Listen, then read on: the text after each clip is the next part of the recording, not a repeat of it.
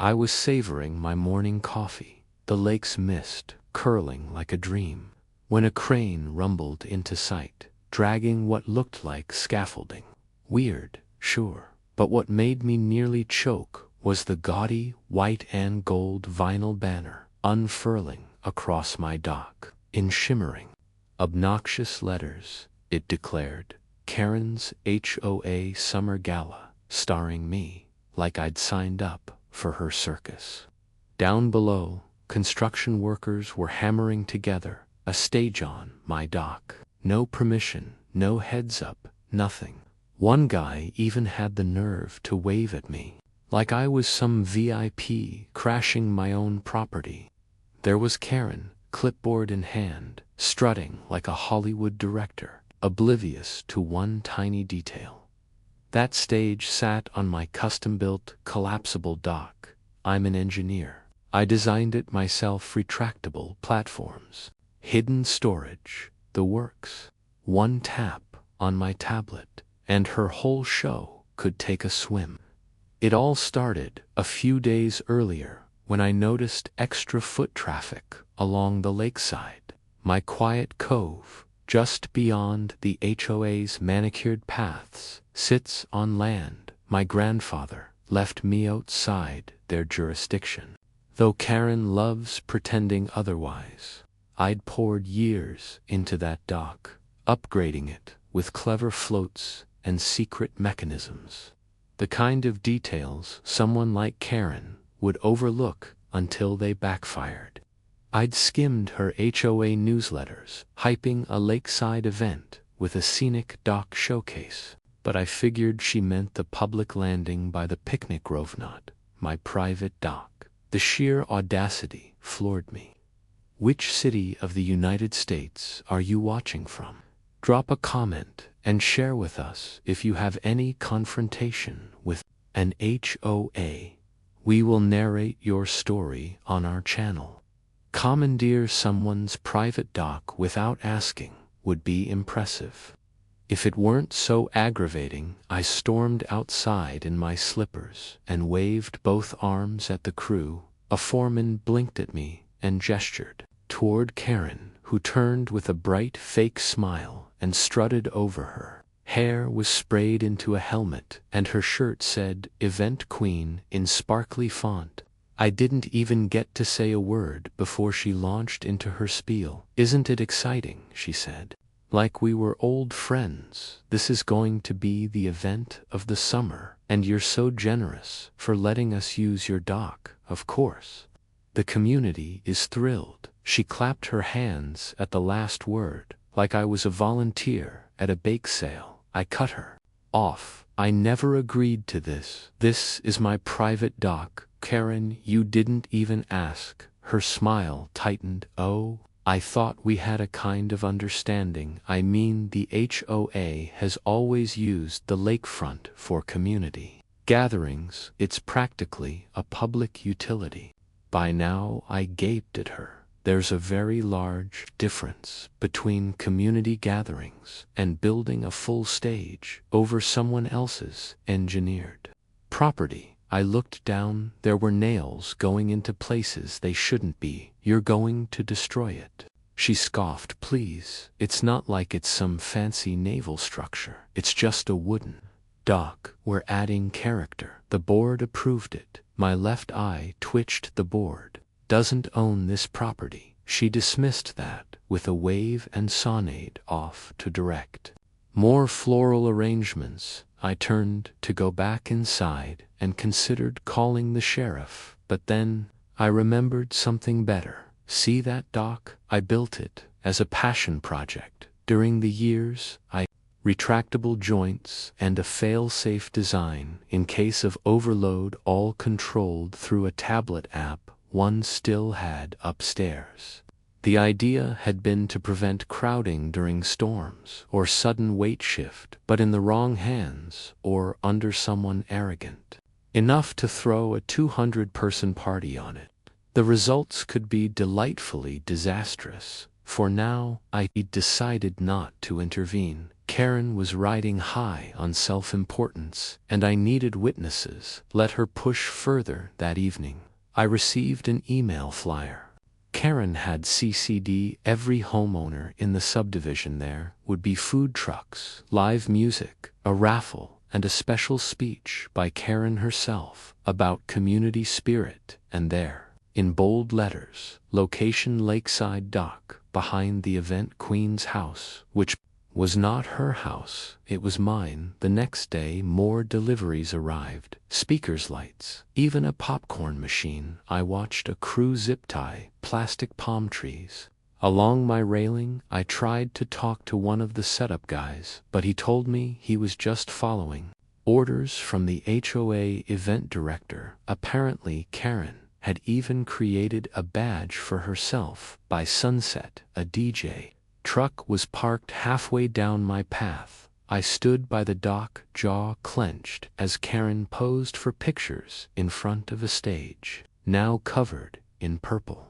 curtains. "You're going to get someone hurt," I warned her. "This isn't built for a crowd like this." She laughed.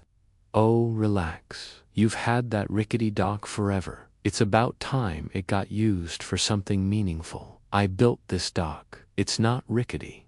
She winked like I told a joke. "Sure you did." Tonight, I made sure my cameras were recording. I installed them discreetly after the first time. The HOA tried to sneakily beautify my yard without permission. Each angle showed a clear view of the stage, the equipment, and the steady parade of trespassers. I backed everything up to a cloud folder titled Karen vs. Physic. The next morning, I received another gem. Karen accidentally CC'd me on an internal HOA thread. One of the board members had voiced concern about using the dock. Karen replied, "All good if the owner whines. We'll just say it was a community donation. He's always been a loner." The rest of the board can't say no now. Too much invested. She didn't realize I knew how to play the long game. I called in a favor to a friend who worked for the state's Department of Public Safety. He gave me the number of an environmental inspector who could stop by unannounced on the day of the gala. Just a casual inspection, nothing dramatic yet. I also dug through property records and reprinted the deed that clearly showed the dock and waterfront as my private domain, separate from HOA jurisdiction. I printed copies and placed them in a folder marked just in case she tries anything by Friday. The stage had a DJ booth, a podium, and rows of folding chairs that creaked with every gust of wind. A few curious neighbors stopped by and muttered questions, but Karen insisted everything was approved and supported by the community. She even said the mayor's aide would be attending. I'm not sure if that was a lie or just her way of trying to sound important. I stood at the window that night, watching the lights flicker on, powered by an extension cord running from someone else's property. Karen stood on stage, rehearsing what looked like a speech, arms wide, voice echoing over the lake. I tapped my tablet and opened the dock control app. The system was armed and functional. The sequence was ready. All it would take was one gentle press during the event, and the entire midsection would drop 3 feet, enough to sink any unauthorized party and permanently ruin her reputation. But I didn't touch it, not yet. Let her gather the crowd, let her post selfies and gloat. I was going to give her the show she wanted, just not the ending she expected. By Saturday morning, the neighborhood had been transformed into something that looked less like a lakeside community and more like the opening day of a chaotic county fair. Cars lined both sides of the road, some even parked on the grass near my driveway. I counted 4 food trucks parked along the edge of the cul-de-sac, with cords snaking across sidewalks, and children chasing balloons between clusters of portable toilet. The entire area around my dock was buzzing with activity, none of which I had approved or permitted. The stage now had multiple banners flapping in the breeze, with a K, as if her ego hadn't already built a monument to itself. She was now spelling words wrong for branding. I walked the perimeter, caught one of the volunteers using my garden hose without asking when I told him to stop. He shrugged and said Karen said it was fine, said you two were good friends. That was a flat-out lie. The closest I'd ever been to being her friend was when I once held the door for her at the grocery store, and she didn't say thank you. Now she was justifying blatant trespassing by name-dropping me like we were brunch buddies. As the day unfolded, the sheer scale of her operation became clear. A full schedule was posted on the community board near the clubhouse. It read like a 3-act play. Act 1, welcome speech by Karen, followed by a wine tasting and a segment called Recognition of HOA Greatness. Act 2 was a performance by a local jazz band, then a break for sunset photos. Act 3 was the fireworks finale, with Karen giving closing remarks from the heart. It sounded more like a political rally than a lakeside gathering, but the part that really caught my eye was the footer. Thanks to our generous host for providing his dock in the spirit of community. My name wasn't mentioned. Of course, that would have meant admitting I had no idea this was happening. I returned home and sat at my workbench, pulling up the dock's blueprint. On my old laptop, the collapsible mechanism was designed with 3 sequential triggers. The first slightly lowered the center platform, causing a subtle shift in balance. The second would create a loud snap, non-destructive but dramatic enough to clear a crowd. The third was the full retraction, folding the stage into a V-shape that would gently drop the surface beneath anyone still standing on it into the lake. It was meant for safety testing and controlled simulations, but Karen had unknowingly turned it into the perfect trap. I wasn't just thinking about revenge, I was thinking about safety. She had overloaded my dock with heavy equipment, ignored its structural limits, and invited nearly 200 people to gather on it without a single safety inspection. I called the local permitting office and asked if any temporary event licenses had been filed for a lakeside gathering of that size. The answer was exactly what I expected. No one named Karen had filed anything. The HOA had submitted a vague request for a community picnic weeks ago, but it was marked as incomplete and denied. I thanked them and asked if they'd mind sending someone out to take a look later that evening, just in case. They agreed. Later that afternoon, I ran into Mr. Showard walking his golden retriever near the mailbox cluster. He was the only member of the HOA board who hadn't folded. Under Karen's bizarre reign of terror, a retired judge with a slow gait and a quicker wit, he always seemed to know more than he let on. He gave me a knowing nod and said, "Looks like she's throwing quite the production."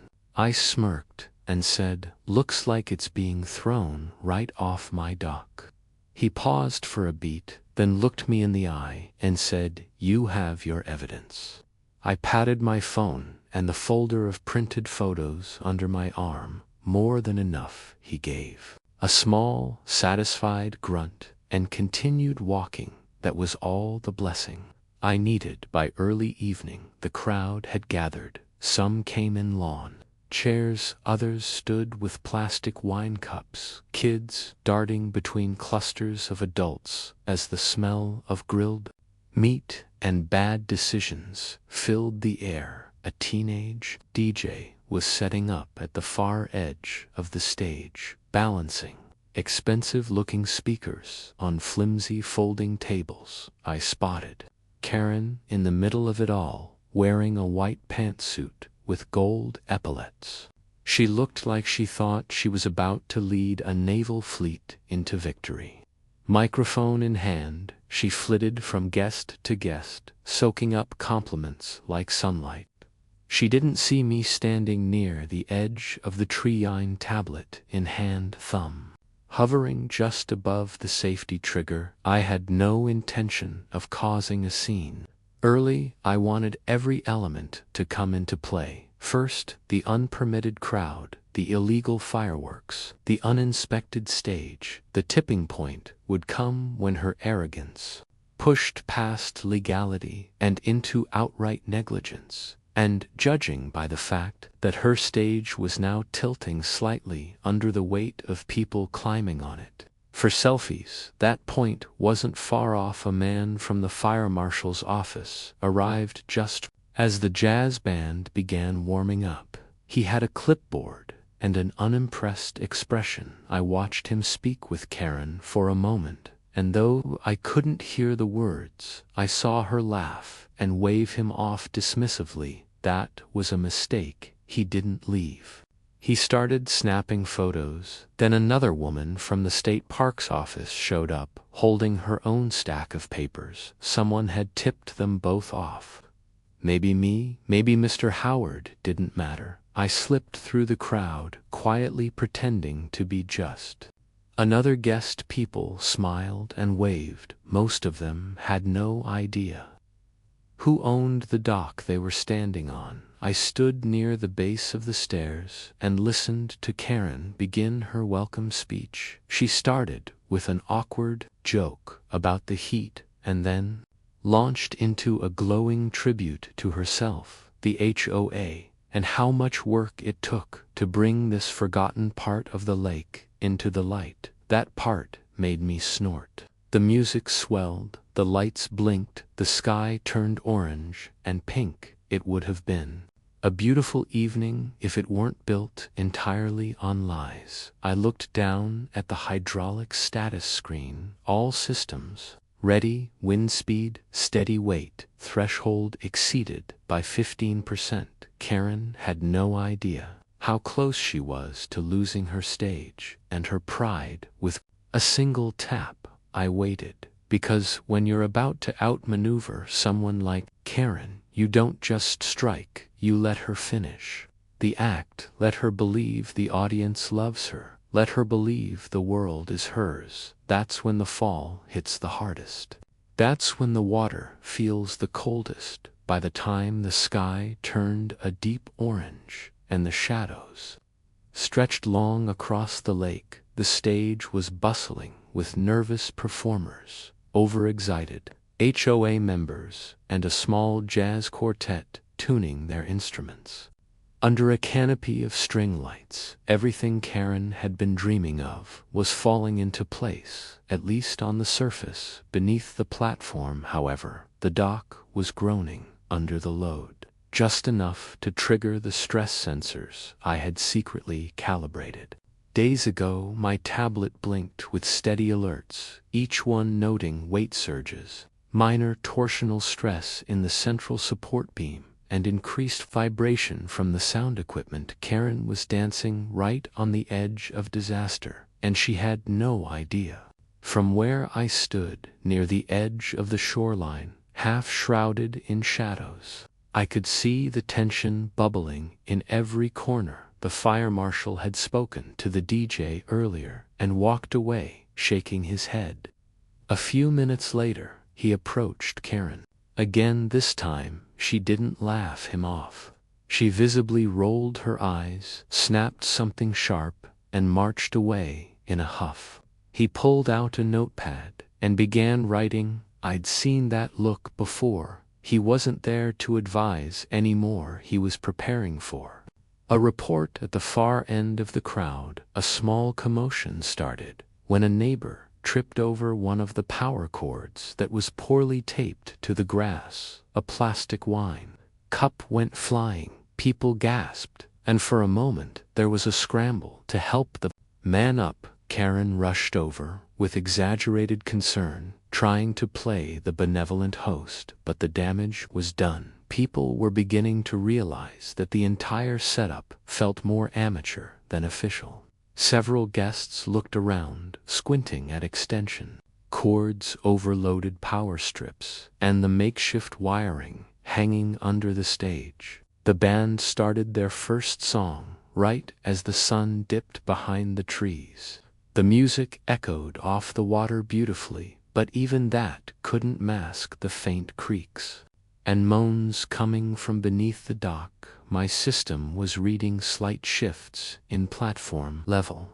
Every few minutes the strain was building slowly but steadily, one large jump, one too many people moving in rhythm, or a burst of energy from a jumping child, and the tipping point would arrive. Karen, oblivious to the data scrolling across my screen, was enjoying every minute. She pranced back onto the stage to deliver what she dramatically called the spirit of the HOA address, with the mic in one hand and the spotlight in full force. She spread her arms and began reciting a speech that sounded like a mix between a commencement address and a social media influencer's caption. She spoke of community, unity, vision, and how we built this together.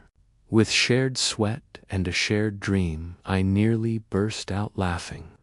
The only sweat she ever shed was during a wine sale at the organic market. As she spoke, I noticed someone slowly walking along the edge of the crowd with a camera. It was the environmental officer who quietly arrived earlier, observing the fireworks crates stacked near the edge of the dock. He stopped near one of the volunteers and asked something I couldn't hear. The volunteer hesitated, clearly uncomfortable. Then he pointed to Karen.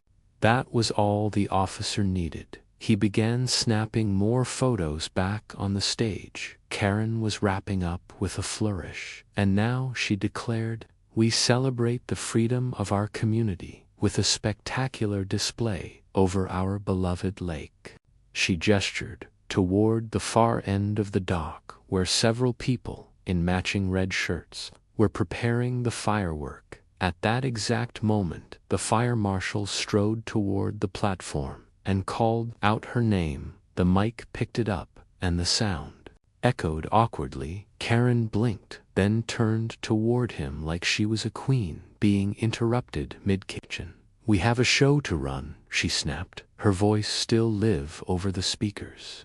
"Unless you brought popcorn, you can sit down like the rest of the audience."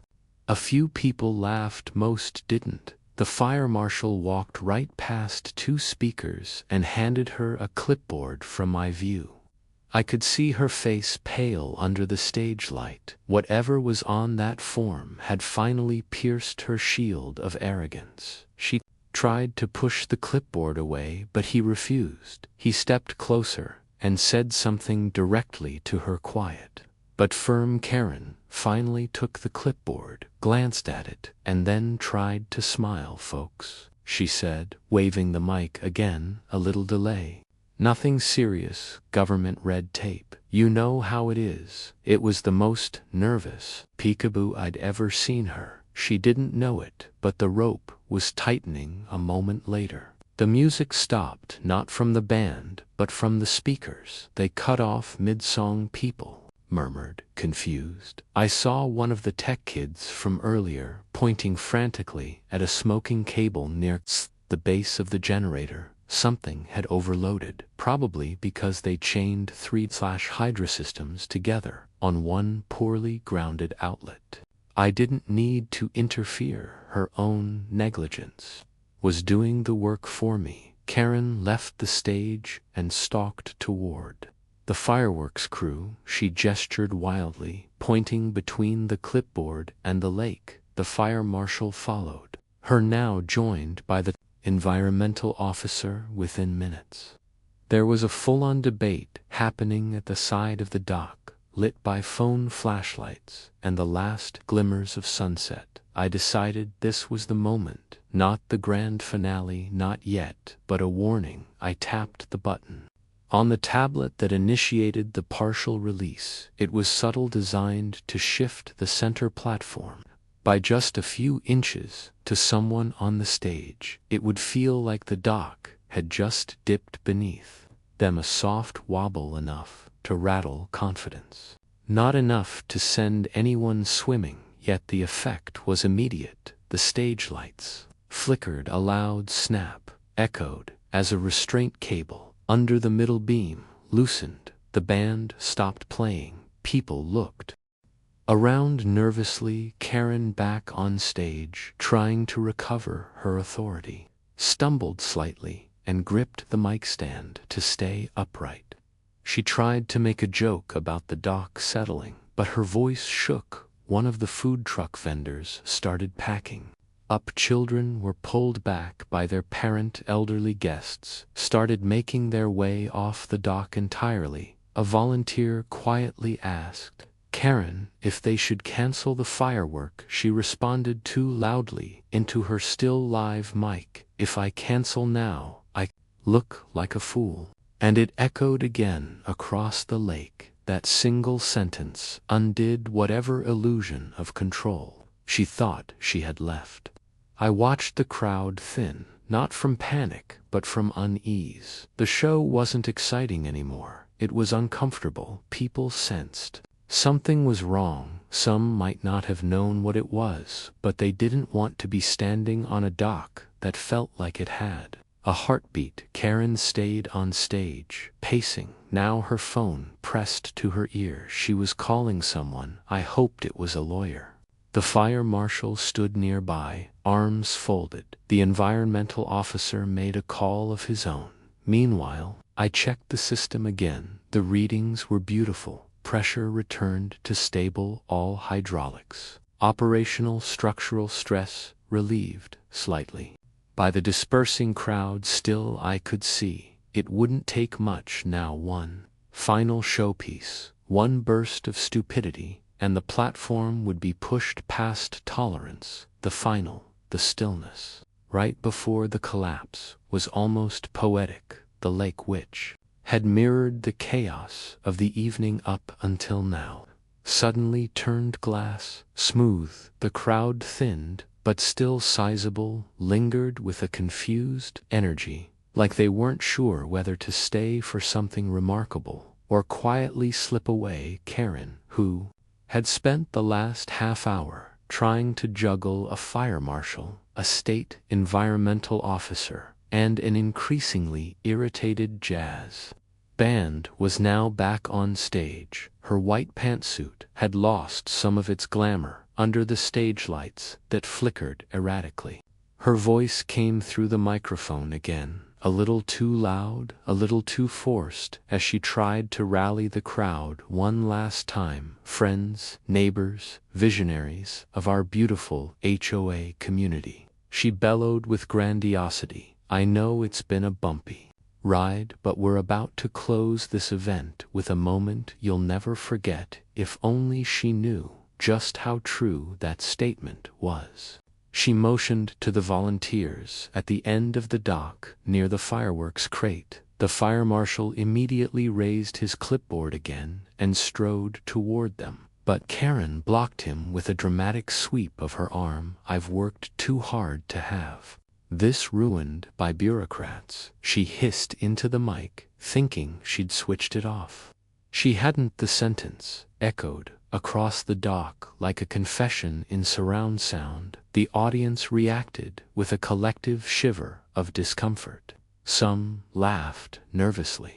Others started standing up from their folding chairs. A child cried in the background, adding a strange theatrical edge to the whole scene. Karen, now realizing what she'd done, scrambled to regain control. Let's count down to fireworks, everyone, she shouted quickly, trying to steer the moment into something she could spin from 10. Ready.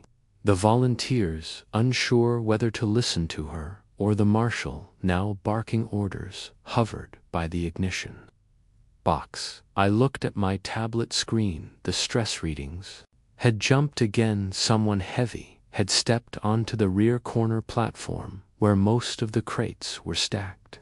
My sensors were detecting an unstable lean in the main center line. It was too late for words or warnings. Karen had pressed this circus too far. I tapped the button. It started with a sound no one expected, a loud mechanical hiss that cut through the music like a blade. It wasn't a natural sound, not like wood creaking or rope snapping. It was precise, calculated, and strange enough that people froze. The platform beneath the stage shifted downward by nearly 4 and then leveled again. The entire dock shuddered like it had just inhaled. Chairs tipped, the drums clattered forward. Karen screamed, not in terror, but in confusion, and stumbled backward into the podium, knocking over the microphone. Then came the crack, a sharp metallic pop, as one of the folding hinges beneath the central section reached its fail threshold. It wasn't dangerous, not enough to injure anyone, but it was loud, dramatic, and theatrical in all the right ways. The middle of the dock now sagged visibly. The crowd gasped. People ran one of the fireworks. Crates rolled sideways and landed with a splash in the water. Someone screamed, "It's collapsing." And suddenly the entire dock was alive with motion. Karen, ever the queen of denial, grabbed a speaker stand and yelled into it, stay calm, it's just the old wood, it's fine."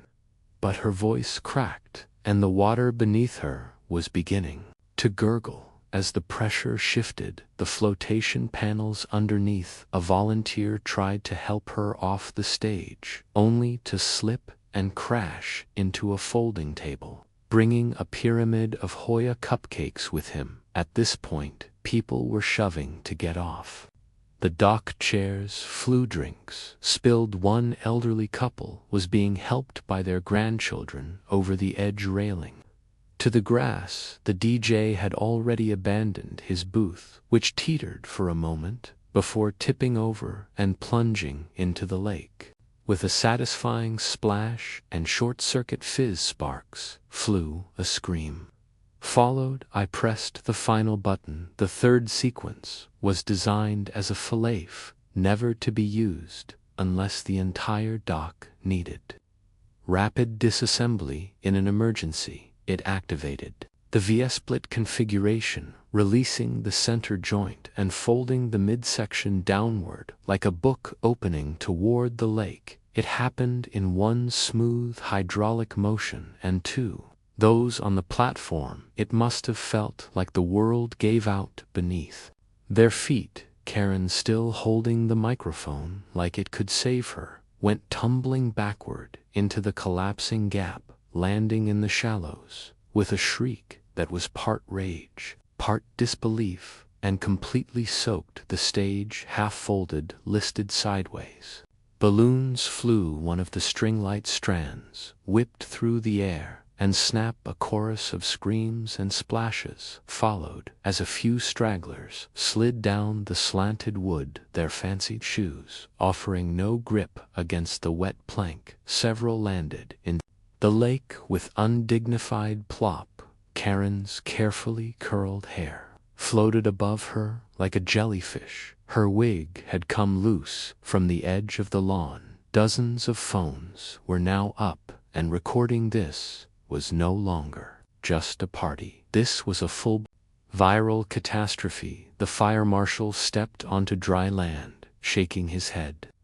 "I told her," he muttered, clearly done with the entire scene. The environmental officer had already begun taking statements from the volunteers. The teenager running the speaker system was crying, mostly because his borrowed equipment was now at the bottom of the lake. Meanwhile, Karen tried to stand in knee-deep water, shrieking at everyone to help her, screaming about lawsuits and betrayal. No one listened. The music had stopped.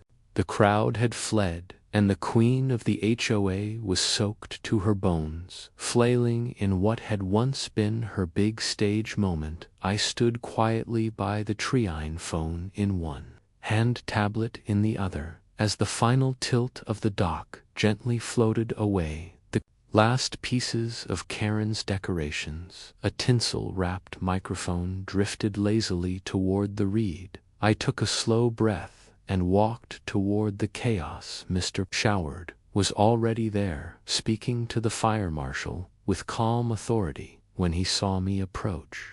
He gave me a tiny nod. I handed him a folder, my documentation, timestamps, property deeds, permit checks, and printed emails, everything Karen had ignored or twisted, now neatly packaged and signed. He accepted it without a word, then turned to the authorities. "Gentlemen," he said, "you may want to see this before deciding how to proceed." As the crowd dwindled to a few stunned guests lingering in disbelief, I saw Karen finally get helped out of the water by a volunteer. Her pantsuit was ruined, her eyes were wild, and her ego had clearly been punctured by something she could never pat. She tried, pointing at me, yelling something about sabotage and criminal activity, but her voice was drowned out by the fire marshal announcing that the event was officially being shut down, pending legal review. The irony wasn't lost on me. As I walked back up toward my house, Karen had planned a night of glory, of applause and recognition. She got attention all right, but it wasn't the kind she wanted.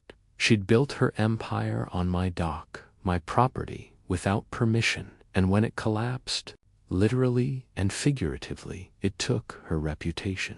With it, I didn't need revenge anymore. She'd written the ending herself.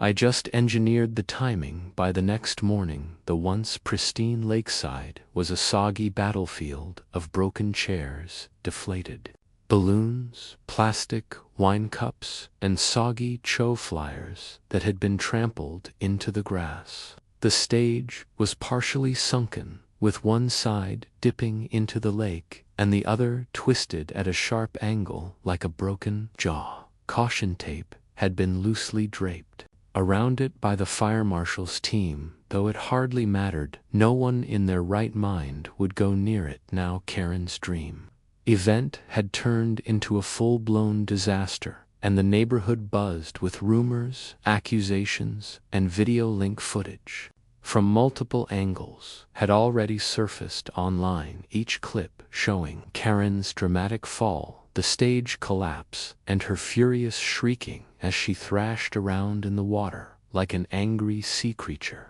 The most viral one had a sarcastic caption across the top: "Hoi Queen takes a swim, long live the Dock King." I sat on my back porch with a fresh cup of coffee, scrolling through comments and shares. The story had made it onto a few local news platforms. One headline read, "Unauthorized HOA event ends in collapse. Officials investigating." Another featured a split screen of Karen in her soaked pantsuit on one side and a close-up of my hydraulic dock system on the other, labeled, "Who really owns the lake?" The public sentiment wasn't subtle. Most commenters were roasting Karen, calling her out for entitlement, hubris, and straight-up stupidity.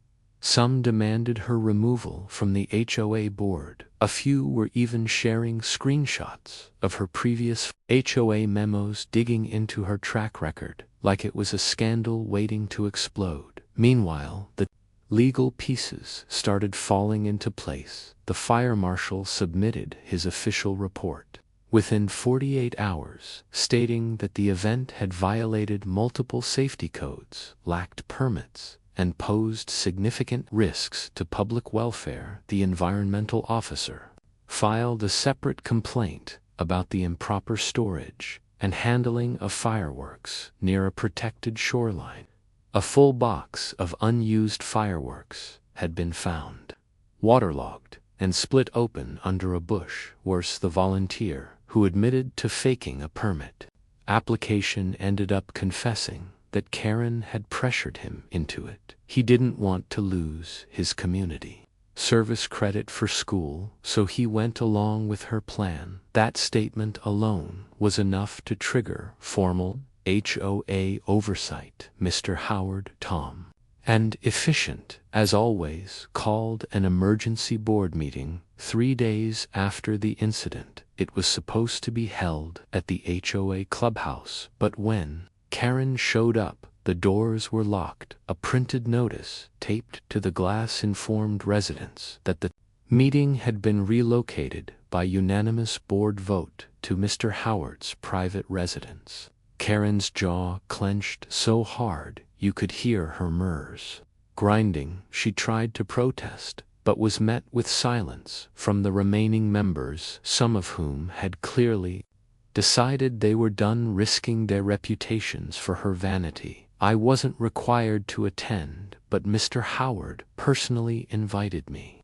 I brought the folder again, along with an updated flash drive containing all relevant video evidence, dates, stamped logs, and digital records. The meeting was polite but decisive. Karen attempted to spin the event as an unfortunate accident caused by outdated infrastructure and blamed the collapse on unknown defects in the dock. That was her fatal error. Mr. Howard turned to me and asked if I'd care to explain my qualifications. I did briefly, and with precision. I explained my work as a naval systems engineer, how I'd built the dock, the hydraulic design, the stress tests, and the safety override systems. I clarified that the structure had functioned exactly as designed, and the failure was due entirely to her overloading and unauthorized modifications.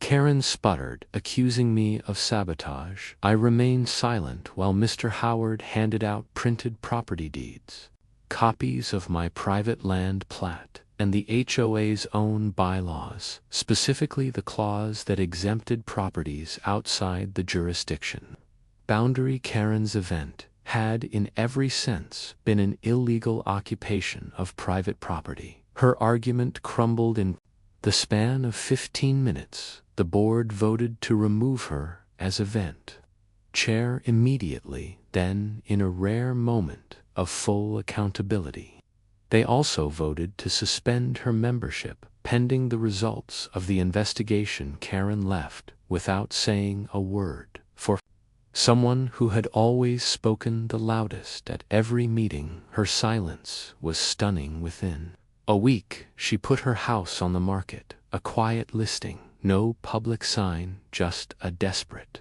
attempt to disappear before the HOA filed an insurance claim and the city decided whether criminal negligence applied. Rumor had it she was moving in with a cousin 2 towns over and trying to start a new life online. However, her reputation followed her. The viral videos had taken on a life of their own, spawning memes, parodies, and even a short animated version where Karen was portrayed as a sea witch trying to claim ownership of the ocean. As for me, things were peaceful. The dock was repaired easily. I had built it with modular sections and had replacements ready. I cleaned it up, removed all traces of the staged disaster, and installed a new electronic gate at the start of the dock ramp. This one had facial recognition software. Anyone not authorized would trigger a silent alert and a light electric hum warning. I also added a discreet sign near the water that read, "Private dock, engineered for drama."